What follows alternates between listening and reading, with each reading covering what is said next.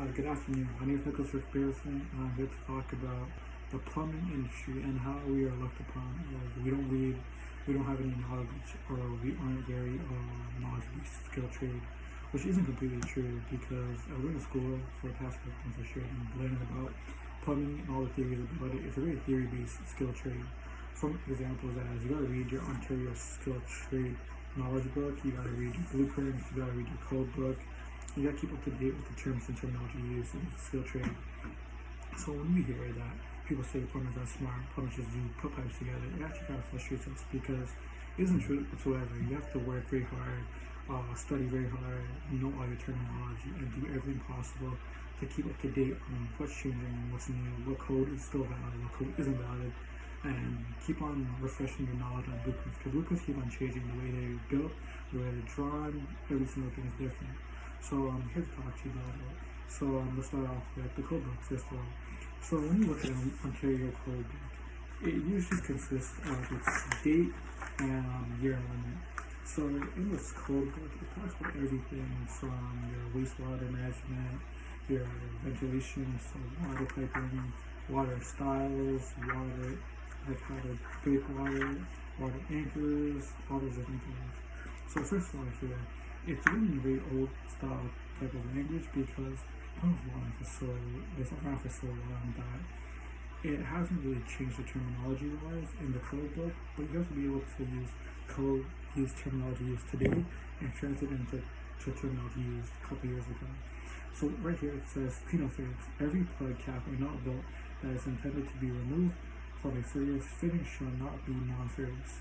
So to a common knowledge person, that statement may just be a whole bunch of gibberish.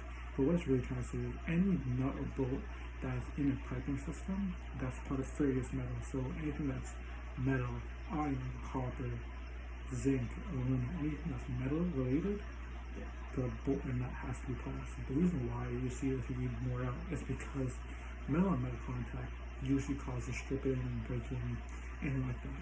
So it causes a long-term effect. When water mixes with metal, it causes corrosion. When something corrodes, it becomes very hard to remove. That's why they say you gotta use non-ferrous. Furthermore, when you look into something such as blueprint books basically tell you how to read and how to do anything to do with the blueprints.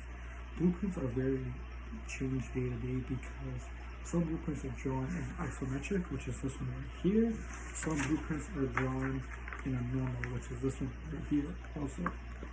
So if you're not up to date on your blueprints, you're not reading and keeping up on this design changes or what have it, you become completely lost.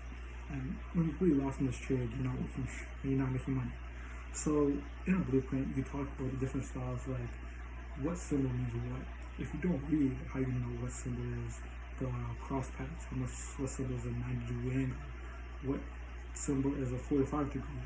So all these different changes, right? If you don't know how to read a blueprint, it's basically pointless for you being a plumber, and you aren't technically a plumber. Furthermore, when you look at the blueprint drawing, it has little paragraphs or little phrases that talks about what's to be done on this blueprint. For example, it gives you a little short, like for this blueprint right here, it gives you a short little spiel about installing a water heater. A water heater has an inlet and an outlet. If you don't read, you won't know that the inlet is actually 2 inches and the outlet's 3 inches. You mix them up, the system will work properly, efficiently as it should be.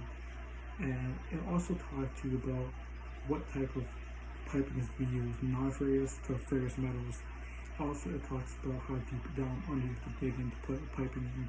For example, some pipes have to be put down 3 feet under the ground because of the frost system. If a pipe that carries water out is above the frost pad, it'll freeze up, it making the pipe explode or making it burst and leak out into the ground. Furthermore, when you look at the plumbing, every day that technology is changing. The fixtures, faucets, water heaters, tankless water heaters are changing. For example, recently, if you look at the code, we went from water heaters that are a tank, self-contained, that fill up with water and heat up, to a tankless water heater, which modern day now, if you install water heaters your entire life, you won't know anything about tankless water heater.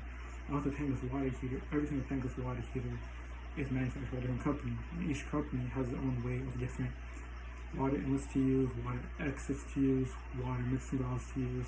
If you don't read your manufacturer label, you mix up these parts, it won't work.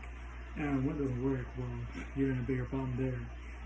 So in the manufacturer label, it usually states your inlet size, your water exit size, the type of water you have to use, whether it be a mixing valve, where you mix with hot water and cold water, or it only uses cold water, or it only uses hot water. All these things combined together show to you that plumbers really do have a hard time, or really have a really knowledge-based job, where you have to be keeping up to date on new changes. Some codes change, some codes don't.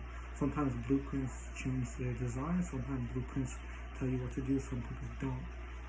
And another thing with terminology is always changing or evolving as words or new generations come along. From ductile metals is the same as a ferrous metal.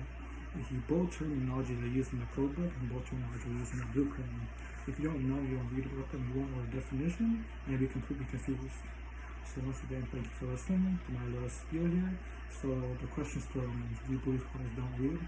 Thank you again. Have a good day.